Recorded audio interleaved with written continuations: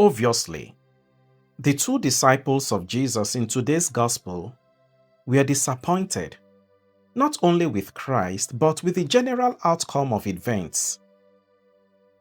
And they made no secret of it, so that when they were asked by someone they had just met on their journey, they didn't hold back, but readily expressed their feeling of disillusionment.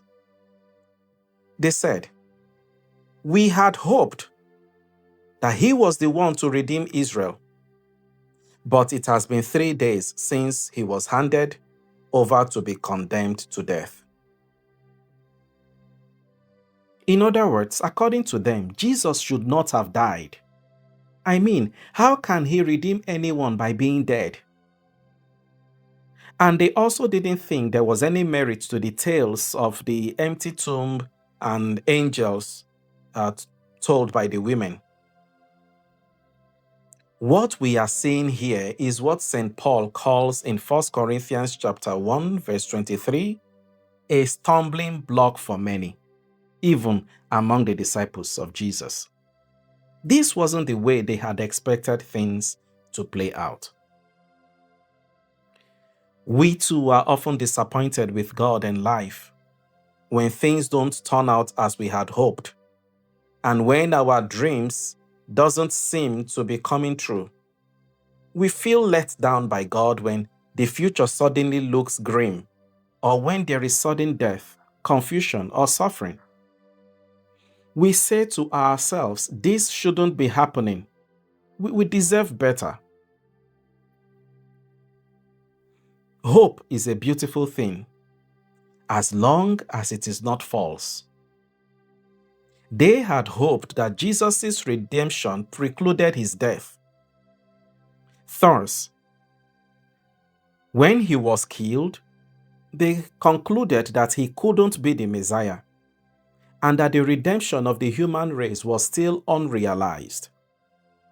It was remarkable that Jesus' diagnosis of the root cause of their disenchantment was nothing but bad faith, or hope if you like. He said, "Was it not necessary that the Messiah should suffer these things and then enter into his glory? Oh, how foolish you are, and how slow of heart to believe all that the prophets have declared."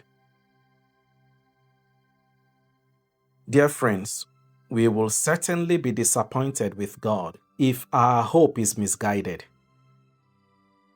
If we seem to presume or confuse our expectations of life with the divine will or providence.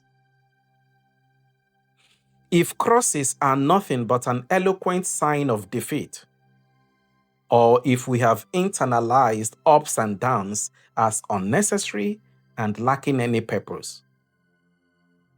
God's ways are not our ways, and he does works a lot in mysterious ways.